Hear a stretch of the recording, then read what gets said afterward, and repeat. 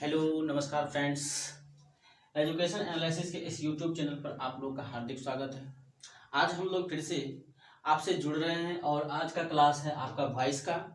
जो वॉइस का part 2 clear हो चुका है। आज हम पार्ट 3 के बारे में चर्चा करने वाले हैं और पार्ट 3 में आपको हम बताएंगे आज क्या रूल्स एंड यूजेज, यानी उसका नियम बताएंगे कि हम एक्टिव से पैसिव में किस प्रकार चेंज करते हैं। तो आइए देखते हैं एक्टिव से पैसिव में हम किस प्रकार चेंज करेंगे। तो स्टार्ट करने से पहले मैं जानकारी देना चाहता हूं कि ये जो क्लास चलने वाला बोर्ड एग्जाम के लिए प्लस कॉम्पिटिटिव एग्जाम्स के लिए दोनों के लिए हेल्पफुल साबित होने वाला है और ये मेरा आज तीसरा क्लास है। तो चलिए स्टार्ट करता हूं।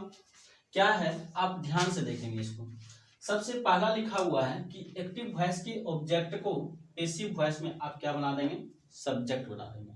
यानी ये जो रूल है आपका ये किसी भी टेंस के लिए हो सकता है, यानी किसी भी टेंस के लिए ऑल टेंस,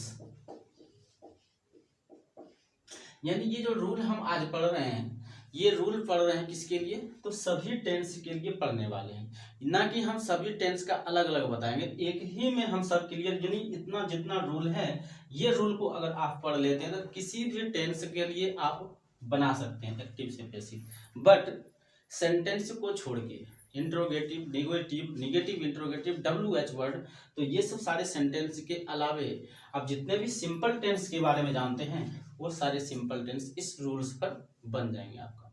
तो ध्यान से आप मेरी तरफ आकर्षित कीजिएगा अपने ध्यान को और इस बोर्ड पर देखते रहिएगा। तो मैं आगे बढ़ता हूँ। तो सबसे पहला जो रूल्स लिखा हुआ है कि एक्टिव वॉइस के ऑब्जेक्ट को पैसिव वॉइस में क्या बना देंगे, आप सब्जेक्ट बना देंगे।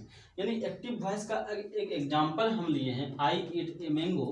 तो इसके जो एग्जांपल्स हैं, एग्जांपल्स में आपको चूज करना है कि सबसे पहले ऑब्जेक्ट क्या है, उस ऑब्जेक्ट को आप पैसिव में क्या करेंगे, सब्जेक्ट बना देंगे। क्लियर।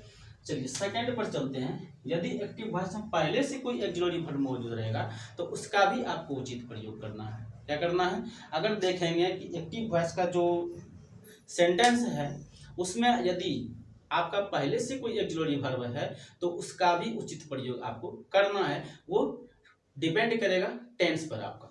चलिए तीसरा नंबर कह रहा है कि किसी एक्टिव वॉइस का जो मेन वर्ब का फॉर्म होता है वही फॉर्म आप क्या करेंगे, पैसिव वॉइस का भी प्रयोग करेंगे।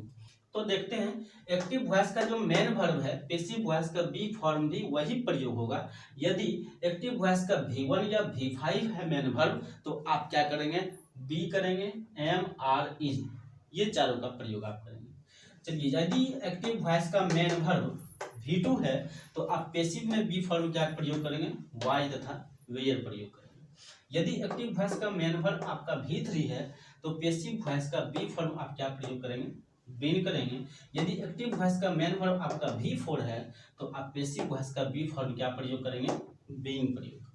चलिए next 4 number question, 4 number rules देखते हैं कि पैसिव वॉइस में हमेशा क्या करेंगे, आप बी वर्ब 3 का प्रयोग करेंगे। यानी पिछले लेक्चर में हम पढ़े हैं कि पैसिव वॉइस आपका स्ट्रक्चर तभी बनेगा जब बी फॉर्म प्लस V3 रहेगा, तभी हम उसको पैसिव वॉइस में समझेंगे। तो इसलिए हम पैसिव वॉइस में हमेशा किसका प्रयोग करेंगे, तो वर्ब के तीसरे रूप का प्रयोग। चलिए आगे बढ़ते हैं। एक्टिव वॉइस के सब्जेक्ट को हमेशा पैसिव वॉइस में क्या बना दिया जाता है, ऑब्जेक्ट बना दिया जाता है बाय लगाकर। जैसे यदि सब्जेक्ट आपका एक्टिव वॉइस में आई है तो पैसिव वॉइस में आप क्या बनाएंगे, बाय मी बनाएंगे। यदि एक्टिव वॉइस में सब्जेक्ट वी है तो बाय अस बनाएंगे। यदि यू है तो बाय यू बनाएंगे। ही रहेगा तो बाय हिम रहेगा। सी रहेगा तो बाय हर बनाएंगे। दे रहेगा तो बाय देम बनाएंगे। यदि कोई नाम रहा तो बाय नाम लगा देंगे। यदि राम रहा तो बाय राम लिखेंगे। मोहन रहा तो बाय मोहन लिखेंगे। ठीक है। चलिए क्वेश्चन की ओर बढ़ते हैं। एग्जाम्पल्स को समझते हैं। एग्जाम्पल्स को समझने के बाद आपका सारा डाउट क्लियर हो जाएगा कि ये क्वेश्चन किस प्रकार बनने वाला है। चाहे कोई भी टेंस का हो वो टेंस को आप हम इस रूल की मदद से आप उस क्वेश्चन को सॉल्व कर सकते हैं। चलिए देखते हैं क्या लिखा हुआ है कि आई ईट ए मैंगो लिखा हुआ है। तो आप सबसे पहले हम क्या बताए हैं कि इसकी सबसे रूल नंबर 1 बताए हैं कि एक्टिव वॉइस का जो ऑब्जेक्ट है उसको आप पैसिव वॉइस में सब्जेक्ट बनाएंगे। तो सबसे पहले यहाँ चूज करेंगे एक्टिव वॉइस का ऑब्जेक्ट है क्या। तो हम देख रहे हैं कि ए मैंगो प्रायः लास्ट वाला जो दिया रहता है वही आपका क्या होता है, ऑब्जेक्ट होता है। ठीक है, तो यहाँ क्या बनाएंगे, इसमें पैसिव में सब्जेक्ट बनाएंगे, तो ए मैंगो। ठीक है, अब सेकंड रूल कह रहा है कि यदि एक्टिव वॉइस में पहले से कोई ऑक्सिलरी वर्ब है तो उसका भी उचित प्रयोग करना है। लेकिन देखते हैं कि एक्टिव वॉइस में कोई ऑक्सिलरी वर्ब मौजूद नहीं है, तो हम सेकंड वाले रूल को वहीं स्टॉप कर देंगे, छोड़ देंगे उसको, नेक्स्ट आगे वाले रूल पर बढ़ जाएंगे। तो थर्ड नंबर कह रहा है किसी एक्टिव वॉइस का जो मेन वर्ब का फॉर्म होता है, बी फॉर्म का भी वही प्रयोग करेंगे पैसिव वॉइस में। तो एक्टिव वॉइस का जो मेन वर्ब आप देख रहे हैं, यहाँ मेन वर्ब आपका इट है। इट क्या है, वर्ब का पहला रूप है, यानी V1 है। यदि V1 या V5 रहता है तो BMR इज का प्रयोग करते हैं। अब ये BMR इज जो प्रयोग करेंगे वो डिपेंड करेगा आपके सब्जेक्ट पर कि आपका सब्जेक्ट जो बनाए हैं पैसिव में वो कैसा है। तो ए मैंगो है, तो ए मैंगो आपका यहाँ क्या है, सिंगुलर सब्जेक्ट है, इसलिए इसके साथ सिंगुलर वर्ब इज लगेगा, क्योंकि एम तो लग नहीं सकता, आर भी नहीं लगेगा। ठीक है, एम आई के साथ लगता है, इसलिए ये तो लगेगा नहीं, तो आर या इज में से कोई एक लगेगा। तो हम देख रहे हैं सब्जेक्ट क्या है, सिंगुलर है, तो सिंगुलर वर्ब का प्रयोग करेंगे। दैट मीन्स यहाँ क्या लगेगा, इज लगा देंगे। ठीक है, अब देखिए चौथा रूल का है पैसिव वॉइस में हमेशा वर्ब का तीसरा रूप प्रयोग करेंगे। तो वर्ब का तीसरा रूप यानी इट है पहला रूप, तो इट का तीसरा रूप क्या होता है, ईटन होता है। क्या होता है, ईटन हो जाएगा। अब क्या करें, लास्ट रूल कह रहा है एक्टिव वॉइस के सब्जेक्ट को पैसिव वॉइस में ऑब्जेक्ट बना देते हैं। तो इसका जो एक्टिव वॉइस का सब्जेक्ट है आपका क्या है, आई है, तो आई है, तो इसको हम बाय लगाकर ऑब्जेक्ट बना देंगे, यानी आई का क्या होता है, बाय मी। ठीक है, क्लियर। चलिए सेकंड चलते हैं, मोहन प्लेज क्रिकेट। तो मोहन प्लेज क्रिकेट, इसमें सबसे पहले आपको ऑब्जेक्ट को पहचानना है कि ऑब्जेक्ट क्या है। तो हमने पहचाना ऑब्जेक्ट क्या है, क्रिकेट, तो आप क्या करेंगे, पैसिव वॉइस में इसका सब्जेक्ट बना देंगे, बन गया। अब क्या करना है, सेकंड जो रूल है, एक्टिव वॉइस में यदि कोई ऑक्सिलरी वर्ब मौजूद है तो उसका भी प्रयोग करना। लेकिन हम यहाँ देख रहे हैं कि एक्टिव वॉइस में ऑक्सिलरी वर्ब कुछ नहीं है, इसलिए हम उसको वहीं छोड़ देंगे, रूल नंबर 2 को कैंसिल कर देंगे।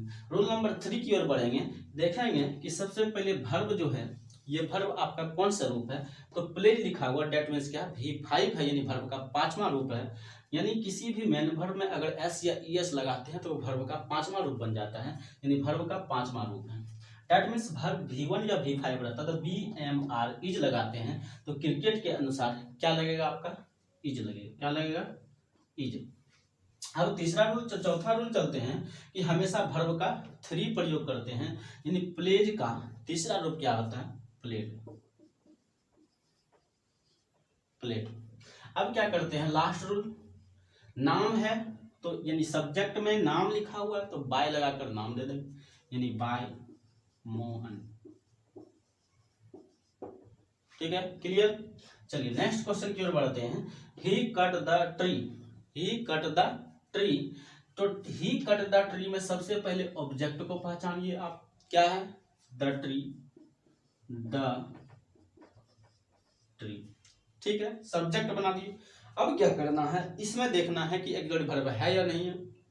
तो हमने देखा कि इसमें ऑक्सिलरी वर्ब कहीं नहीं है, तब आगे हम बढ़ते हैं। आगे क्या बढ़ेंगे, मेन वर्ब को देखना है।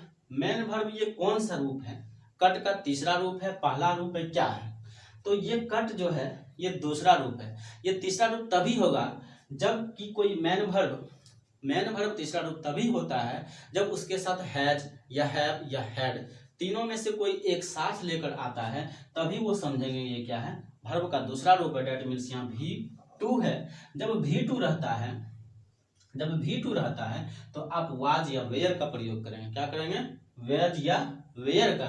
तो आप कट द ट्री क्या है, आपका सिंगुलर है, तो सिंगुलर है तो मतलब क्या, सिंगुलर वर्ब का प्रयोग करेंगे, डेट मीन्स वाज। अगर यहाँ द ट्रीज रहता तो आप वेयर का प्रयोग करते, इसलिए द ट्री वाज। अब क्या करेंगे, तीसरा चौथा पैसिव वॉइस में हमेशा V3 का प्रयोग करेंगे, यानी कट का तीसरा रूप तो वही होता है, कट। अब क्या करेंगे, सब्जेक्ट को ऑब्जेक्ट बना देंगे, तो बाय लगाकर, यानी बाय। उम्मीद करते हैं कि ये तीनों आपका जो एग्जाम्पल है वो आपको समझ में आया होगा।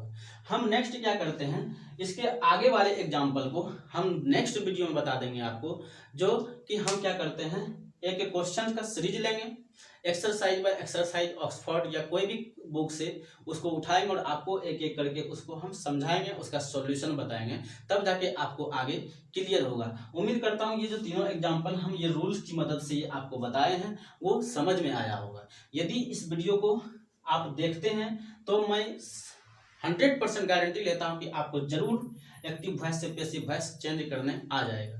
तो उम्मीद करता हूं ये वीडियो आपको पसंद आया होगा। यदि पसंद आए तो हमारे YouTube चैनल को सब्सक्राइब करें और बेल नोटिफिकेशन को दबा दें ताकि हर एक नई वीडियो का नोटिफिकेशन आपको समय समय पर मिलता रहे। धन्यवाद।